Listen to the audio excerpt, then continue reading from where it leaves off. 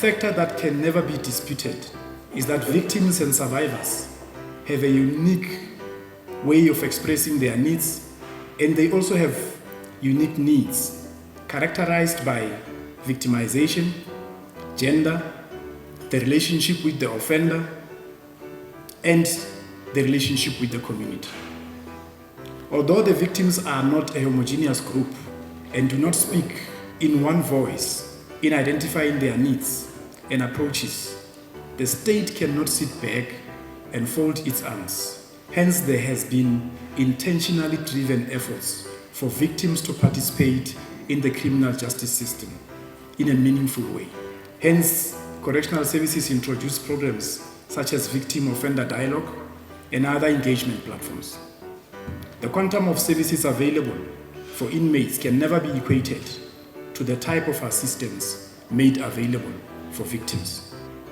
The impact of victimization is lifelong and for many victims, if not all, life-changing. There must be better understanding of the impact of victimization and of the need to treat victims of crime with the courtesy, compassion, dignity, and sensitivity.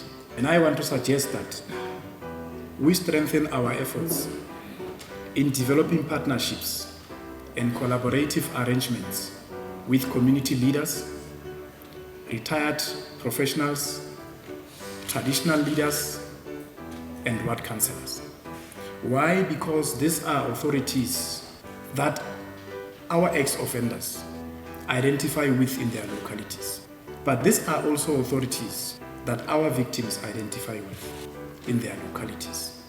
Now, what that means is that these authorities at the local level become your point of convergence with regards to social reintegration. The impact of policy development and implementation, as I indicated, can only be felt if there's a difference in a household, if there's a difference in a street, if there's a difference in a block, if there's a difference in a ward, whether it is a township setting, a suburban setting, or a village setting. Now, the aggregate of that is a safer South Africa, which is what we all aim for.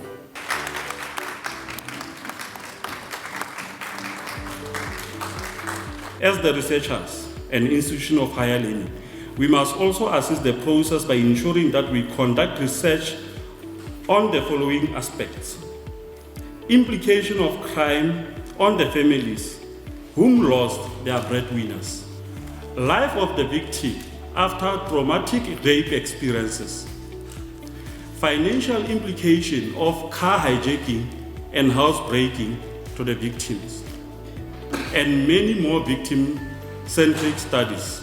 I once conducted a national survey at community corrections, and I've met most of the ex-offenders who obtained their law degrees, financial degrees. However, they cannot be appointed in financial institution.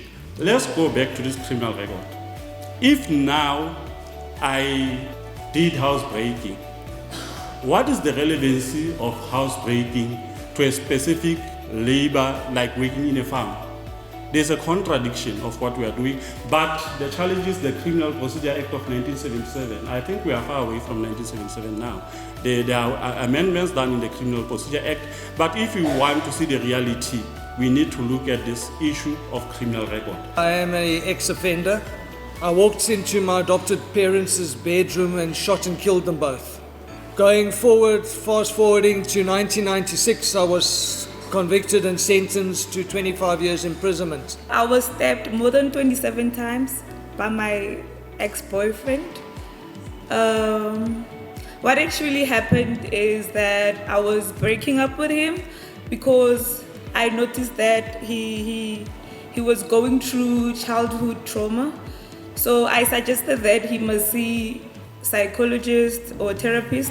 Since I wanted him to be better, and so that we can continue with our relationship before we actually broke up. We normally run these colloquiums with Unisa because we have partnerships. It depends on the topical issue at that point. In this case, it's twofold. It's victim-centric with the focus of successful reintegration of ex-offenders.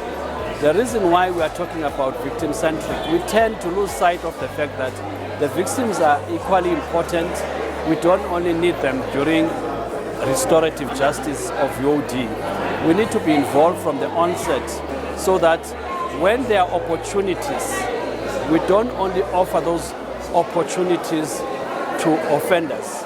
We also afford victims an opportunity of, let's say there's an opportunity of skills, there's an opportunity of bursaries, a whole range of things. So we need to be able to ensure that we track the victims and give them equal support.